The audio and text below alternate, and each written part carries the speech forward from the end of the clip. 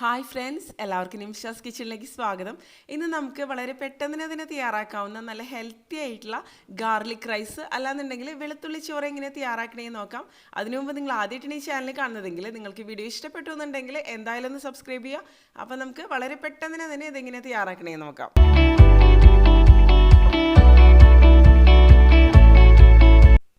Garlic rice അല്ലാന്നുണ്ടെങ്കിൽ വെളുത്തുള്ളി ചോറ് തയ്യാറാക്കാൻ വേണ്ടിയിട്ട് ഞാനിവിടെ 1 കപ്പ് ബസ്മതി റൈസ് എടുത്തിട്ടുണ്ട്. ഇത് നന്നായിട്ട് കഴുകിയെടുക്കുക. അപ്പോൾ ഈ ഒരു റെസിപ്പിക്ക് വേണ്ടിയിട്ട് ബസ്മതി റൈസ് തന്നെ വേണമെന്ന് ഒരു നിർബന്ധവുമില്ല. ഏത് ടൈപ്പ് പച്ചരി വേണമെന്നുണ്ടെങ്കിലും നിങ്ങൾക്ക് ഇതിന് വേണ്ടിയിട്ട് ഉപയോഗിക്കാം. കഴുകിയെടുത്തതിന് ശേഷം ഒരു 20 മിനിറ്റ് നമുക്കിത് വെള്ളത്തിലൊന്ന് നന്നായിട്ട് കുതിർത്തിയെടുക്കണം. അതിനുശേഷം ഊറ്റി മാറ്റി വയ്ക്കാം. ഇനി വേറൊരു പാത്രത്തിൽ കുറച്ച് അധികം വെള്ളം എടുക്കുക. വെള്ളം നന്നായിട്ട് തിളച്ച് കഴിയുമ്പോൾ നമുക്കിതിലേക്ക് ആവശ്യത്തിന് ഉപ്പ് ചേർത്ത് കൊടുക്കുക. ഉപ്പിൻ്റെ ഒരു അളവെന്ന് പറയുന്നത് വെള്ളം ടേസ്റ്റ് ചെയ്ത് നോക്കുന്ന സമയത്ത് കുറച്ച് ഉപ്പ് മുന്നിട്ട് നിൽക്കണം. അപ്പോഴായിരിക്കും റൈസിൽ പെർഫെക്റ്റ് ആയിട്ടുള്ള രീതിയിൽ ഉപ്പ് ഉണ്ടാവുള്ളൂ. അല്ലാന്നുണ്ടെങ്കിൽ പിന്നീട് ഉപ്പ് അഡ്ജസ്റ്റ് ചെയ്ത് കൊടുത്താലും മതി. ഈ സമയത്ത് കുറച്ച് ഉപ്പ് ചേർത്തതിന് ശേഷം ഇപ്പോൾ വെള്ളം നന്നായിട്ട് തിളച്ച് വന്നിട്ടുണ്ട്. ഇനി ഇതിലേക്ക് കുതിർത്തിയെടുത്തതിന് ശേഷം ഊറ്റിയെടുത്ത ബസ്മതി റൈസ് ചേർത്തിട്ട് വേവിച്ചെടുക്കുക. അപ്പോൾ കുതിർത്തിയെടുത്തതിന് ശേഷം ചേർക്കുമ്പോൾ മാക്സിമം ഒരു 5 മിനിറ്റൊക്കെ മതിയാവും ഇത് കറക്റ്റായിട്ട് കുക്കായിട്ട് വരാൻ വേണ്ടിയിട്ട്. വെള്ളം തിളച്ചതിന് ശേഷമുള്ള ഒരു സമയമാണ് ഞാൻ പറയണത്. റൈസ് നന്നായിട്ട് കുക്കായിട്ട് വന്നിട്ടുണ്ടാവണം, പക്ഷേ വെന്ത് കുഴഞ്ഞു പോയരുത്. ഇപ്പോൾ ഇത് കറക്റ്റായിട്ട് കുക്കായിട്ട് വന്നിട്ടുണ്ട്. ഞാനിതൊന്ന് സ്ട്രെയിൻ ചെയ്തെടുക്കുകയാണ്. ഒരു പരന്ന പാത്രത്തിൽ ഇട്ട് കൊടുത്തു കഴിഞ്ഞാൽ പിന്നെ ഓവറായിട്ട് കുക്കാവില്ല. ഇനി ഒരു കടായി എടുക്കുക. അതിലേക്ക് ഞാൻ ഒരു 1.5 ടേബിൾ സ്പൂണോളം അളവിൽ നല്ലെണ്ണയാണ് ഒഴിച്ചു കൊടുത്തിരിക്കുന്നത്. നിങ്ങൾക്ക് നല്ലെണ്ണ താല്പര്യമില്ലെങ്കിൽ വെളിച്ചെണ്ണ ഉപയോഗിക്കാം. പക്ഷേ നല്ലെണ്ണ നല്ലൊരു ഫ്ലേവർ തന്നെ ഈ ഒരു റെസിപ്പിക്ക് കൊടുക്കും. ഇനി ഇതിലേക്ക് 1 ടീസ്പൂൺ അളവിൽ കടുക്, അതുപോലെ 1 ടീസ്പൂൺ ഉഴുന്നുപരിപ്പ്. കടുക് പൊട്ടിയതിന് ശേഷം മാത്രം ഉഴുന്നുപരിപ്പ് ചേർത്ത് കൊടുക്കാം. പിന്നെ 1 ടീസ്പൂൺ കടലപ്പരിപ്പ്. അപ്പോൾ കടലപ്പരിപ്പൊക്കെ ചേർത്തതിന് ശേഷം പിന്നെ ബ്രൗൺ ഷെയ്ഡിലാവാൻ വേണ്ടിയിട്ട് നിൽക്കേണ്ട ആവശ്യമില്ല. കൂടുതൽ ഇൻഗ്രീഡിയൻസ് ആകുമ്പോൾ പെട്ടെന്ന് ഇട്ട് കൊടുക്കുക. അല്ലാന്നുണ്ടെങ്കിൽ ആദ്യം ഇട്ടതിൻ്റെയൊക്കെ കളറ് പെട്ടെന്ന് മാറിയിട്ട് കരിഞ്ഞു പോകാനുള്ള സാധ്യതയുണ്ട്. പിന്നെ ഒരു 1/4 കപ്പോളം അളവിൽ കപ്പലണ്ടി. ഇതിപ്പോൾ പച്ച കപ്പലണ്ടിയാണ് ഞാൻ ചേർത്ത് കൊടുക്കുന്നത്. വറുത്ത കപ്പലണ്ടിയാണ് നിങ്ങൾ ഇതിലേക്ക് ചേർക്കണമെന്നുണ്ടെങ്കിൽ അവസാനം ചേർത്ത് കൊടുത്താൽ മതി. ഇതിപ്പോൾ ഞാനൊന്ന് വറുത്തെടുക്കണ്. പെട്ടെന്ന് തന്നെ എണ്ണയിലേക്ക് ഇട്ട് കഴിയുമ്പോൾ പെട്ടെന്ന് തന്നെ ഫ്രൈ ആയിട്ട് വന്നോളും. ഇതൊന്ന് പകുതിയോളം ഫ്രൈ ആയിട്ട് വരുമ്പോൾ നമുക്കിതിലേക്ക് ബാക്കി ഇൻഗ്രീഡിയൻസ് ചേർത്ത് കൊടുക്കാം. ഞാൻ കുറച്ച് കറിവേപ്പില ഇട്ട് കൊടുക്കണം, നല്ലൊരു ഫ്ലേവറിന് വേണ്ടിയിട്ട്. നിങ്ങൾക്ക് താല്പര്യം ഉണ്ടെങ്കിൽ ചേർത്ത് കൊടുക്കാം. ഇനി ഇതിലേക്ക് ഞാൻ ചേർത്ത് കൊടുക്കണത് ഇതിലെ മെയിനായിട്ടുള്ള ഒരു ഇൻഗ്രീഡിയൻ്റ് ആയിട്ടുള്ള വെളുത്തുള്ളിയാണ്. ഞാനൊരു 15 വെളുത്തുള്ളി, അതായത് 15 അല്ലി വെളുത്തുള്ളിയാണ് ഇതിന് വേണ്ടിയിട്ട് എടുത്തിരിക്കുന്നത്. ഇതിപ്പോൾ ഒരുപാട് വലിപ്പമുള്ള വെളുത്തുള്ളി അല്ല.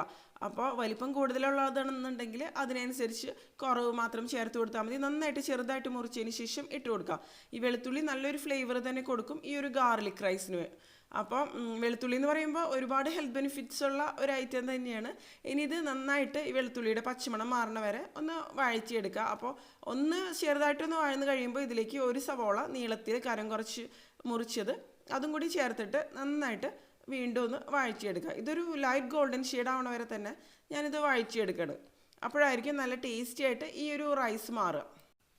അതുപോലെ ഈ ഒരു സവോളയിലേക്ക് ആവശ്യത്തിനുള്ള ഉപ്പ് ഈ ഒരു സമയത്ത് ഞാൻ ചേർത്ത് കൊടുക്കുകയാണ്. ഉപ്പ് ചേർക്കുമ്പോൾ ശ്രദ്ധിച്ച് ചേർക്കാൻ. നമ്മൾ റൈസ് കുക്ക് ചെയ്ത സമയത്ത് ഉപ്പ് ചേർത്തിട്ടായിരുന്നു കുക്ക് ചെയ്തെടുത്തിരുന്നത്. അപ്പോൾ കൂടിപ്പോയി കഴിഞ്ഞാൽ പിന്നെ കറക്റ്റ് ചെയ്തെടുക്കാനൊക്കെ ബുദ്ധിമുട്ടായിരിക്കും. കുറച്ച് കുറഞ്ഞു പോയാലും പിന്നെ നമുക്ക് അവസാനം ഇത് അഡ്ജസ്റ്റ് ചെയ്തെടുക്കാം. ഇത് ഒന്ന് നന്നായിട്ടൊന്ന് വഴന്ന് വരട്ടെ, അതിനുശേഷം കാണിക്കാം. ഇപ്പോൾ സവോളയും അതുപോലെ വെളുത്തുള്ളിയൊക്കെ നന്നായിട്ട് വഴന്ന് വന്നിട്ടുണ്ട്. കപ്പലണ്ടി ഫ്രൈ ആയിട്ട് വന്നിട്ടുണ്ട്. ഇനി ഇതിലേക്ക് ഞാനൊരു 1/2 ടീസ്പൂൺ അളവിൽ മഞ്ഞൾപ്പൊടി ചേർത്ത് കൊടുക്കുകയാണ്. അതിനുശേഷം പിന്നെ എരിവിനനുസരിച്ച് മുളക് പൊടി. ഞാനിപ്പോൾ 1 ടീസ്പൂൺ അളവിൽ കാശ്മീരി മുളക് പൊടിയാണ് ചേർത്ത് കൊടുക്കുന്നത്. കൂടുതൽ സ്പൈസി ആയിട്ടുള്ള മുളക് പൊടിയാണെന്നുണ്ടെങ്കിൽ നിങ്ങൾക്ക് ഇതിലേക്ക് ചേർത്ത് കൊടുക്കാം. ഇനി ഒരു 1/2 ടീസ്പൂൺ അളവിൽ മല്ലിപ്പൊടി. മല്ലിപ്പൊടിയുടെ അളവൊന്നും കൂടിപ്പോണ്ട. അതുപോലെ ഒരു 1/2 ടീസ്പൂൺ ഗരം മസാല. പിന്നെ 1/4 ടീസ്പൂൺ അളവിൽ കുരുമുളക് പൊടി. അത് നമ്മുടെ എരിവിനനുസരിച്ച് ചേർത്ത് കൊടുക്കുക. കുരുമുളക് പൊടിയൊന്നും ഒരുപാട് അളവിൽ വേണ്ട.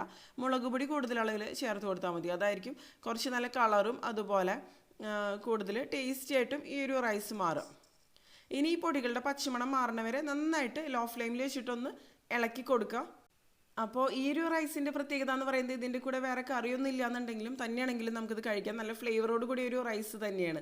അല്ലെങ്കിൽ നിങ്ങൾക്ക് റൈത്തയുടെ കൂടിയോ അല്ലെങ്കിൽ അച്ചാർ, പപ്പടം അങ്ങനത്തെ കോമ്പിനേഷൻസിൻ്റെ കൂടിയൊക്കെ നിങ്ങൾക്ക് ഇത് കഴിക്കാം. ഇനി ഇതിലേക്ക് ഊറ്റിയെടുത്ത ബസ്മതി റൈസ് ചേർത്തിട്ട് നന്നായിട്ട് മിക്സ് ചെയ്ത് കൊടുക്കാം. അപ്പോൾ റൈസ് ചേർക്കുമ്പോൾ ഞാനിപ്പോൾ 1 കപ്പിൻ്റെ അളവാണ് ഇപ്പോൾ പറഞ്ഞിരിക്കുന്നത്. ഒരുപാട് അളവിൽ റൈസ് ചേർത്ത് കഴിഞ്ഞാൽ പിന്നെ ഇതിൻ്റെ ഒരു ഫ്ലേവേഴ്സും കാര്യങ്ങളൊന്നും കിട്ടില്ല. അപ്പോൾ റൈസ് ചേർക്കുമ്പോൾ ശ്രദ്ധിച്ച് മാത്രം ചേർക്കുക. അതിനുശേഷം നന്നായിട്ട് മിക്സ് ചെയ്ത് കൊടുക്കുക. റൈസ് ഒരുപാട് ഉടഞ്ഞു പോകാത്തൊരു രീതിയിൽ തന്നെ മിക്സ് ചെയ്ത് കൊടുക്കുക. താഴെ നിന്ന് മുകളിലേക്ക് പതുക്കെ ഒന്ന് മിക്സ് ചെയ്ത് കൊടുത്താൽ മതി. അതിനുശേഷം റൈസ് നല്ലപോലെ ഒന്ന് ചൂടായിട്ട് ഈ ഒരു മസാലയായിട്ട് നന്നായിട്ട് മിക്സ് ആയിട്ട് തന്നെ ഒന്ന് വന്നോട്ടെ. ഇത് ശരിക്കും പറഞ്ഞ ഒരു തമിഴ്നാട് സ്റ്റൈൽ റൈസിൻ്റെ ഒരു റെസിപ്പി തന്നെയാണ്. നല്ല ഫ്ലേവറോട് കൂടി ഒരു റൈസ് ഐറ്റം തന്നെയാണ്. പക്ഷേ ഉണ്ടാക്കാൻ വളരെ എളുപ്പമാണ്. ബാച്ചിലേഴ്സിനൊക്കെ പ്രത്യേകിച്ച് എളുപ്പത്തിൽ തന്നെ തയ്യാറാക്കാൻ പറ്റാവുന്ന ഒരു റൈസാണ്. റൈസ് വേണമെന്നുണ്ടെങ്കിൽ നിങ്ങൾക്ക് ഇപ്പോൾ തലേദിവസം കുക്ക് ചെയ്തിട്ട് ഫ്രിഡ്ജിൽ വെച്ച് കഴിഞ്ഞാൽ ഈസി ആയിട്ട് ഒരു 5 മിനിറ്റ് കൊണ്ട് തന്നെ തയ്യാറാക്കിയെടുക്കാവുന്ന ഒരു റൈസിൻ്റെ റെസിപ്പി തന്നെയാണ്. അല്ലെങ്കിൽ ടിഫിൻ ബോക്സിലൊക്കെ അതായത് കുട്ടികൾക്കൊക്കെ കൊടുത്തേക്കാൻ പറ്റാവുന്ന നല്ലൊരു റൈസ് റെസിപ്പി തന്നെയാണിത്. അപ്പോൾ നമ്മുടെ നല്ല സിമ്പിളായിട്ടുള്ള ഗാർലിക് റൈസ് റെഡി ആയിട്ടുണ്ട്. നിങ്ങൾക്ക് പിന്നെ മല്ലിയിലയുടെ ടേസ്റ്റ് ഇഷ്ടമാണെന്നുണ്ടെങ്കിൽ ഈ ഒരു സമയത്ത് മല്ലിയില മുറിച്ചത് കൂടി ഇതിലേക്ക് ചേർത്ത് കൊടുക്കാം. അതിനുശേഷം ഫ്ലെയിം ഓഫ് ചെയ്ത് കൊടുക്കാം. അപ്പോൾ വളരെ പെട്ടെന്ന് തന്നെ തയ്യാറാക്കാവുന്ന ഗാർലിക് റൈസ് റെഡി ആയിട്ടുണ്ട്. ഈ ഒരു രീതിയിൽ നിങ്ങൾ ഗാർലിക് റൈസ് ഇതുവരെ തയ്യാറാക്കി നോക്കിയിട്ടില്ല എന്നുണ്ടെങ്കിൽ എന്തായാലും തയ്യാറാക്കി നോക്കുക. തീർച്ചയായിട്ടും ഇഷ്ടപ്പെടുന്ന ഒരു റെസിപ്പി തന്നെയായിരിക്കും ഇത്. പ്രത്യേകിച്ച് ഗാർലിക്കിൻ്റെ ഫ്ലേവറൊക്കെ ഇഷ്ടപ്പെടുന്നവർ തീർച്ചയായിട്ടും ഇഷ്ടപ്പെടും. അപ്പോൾ ഇതുപോലെ കുഴയാതെ നന്നായിട്ട് തന്നെ ഇരിക്കണം. അപ്പോഴായിരിക്കും റൈസ് നല്ല ടേസ്റ്റി ആയിട്ട് വരുള്ളൂ. ഞാനിനി ഇതൊന്ന് ടേസ്റ്റ് ചെയ്ത് നോക്കട്ടെ. ഇപ്പോൾ എൻ്റെ ടേസ്റ്റിനനുസരിച്ച് എല്ലാം നല്ല പെർഫെക്റ്റ് ആയിട്ട് തന്നെ വന്നിട്ടുണ്ട്. പിന്നെ മസാലപ്പൊടികളൊക്കെ ചേർത്ത് കൊടുക്കുമ്പോൾ ഒന്ന് ശ്രദ്ധിച്ച് ചേർത്ത് കൊടുക്കുക. അളവ് കൂടിപ്പോയി കഴിഞ്ഞാൽ റൈസിൻ്റെ ആ ഒരു ടേസ്റ്റ് പോവും. ഗരം മസാലയൊക്കെ വളരെ കുറച്ച് അളവിൽ തന്നെ മതി.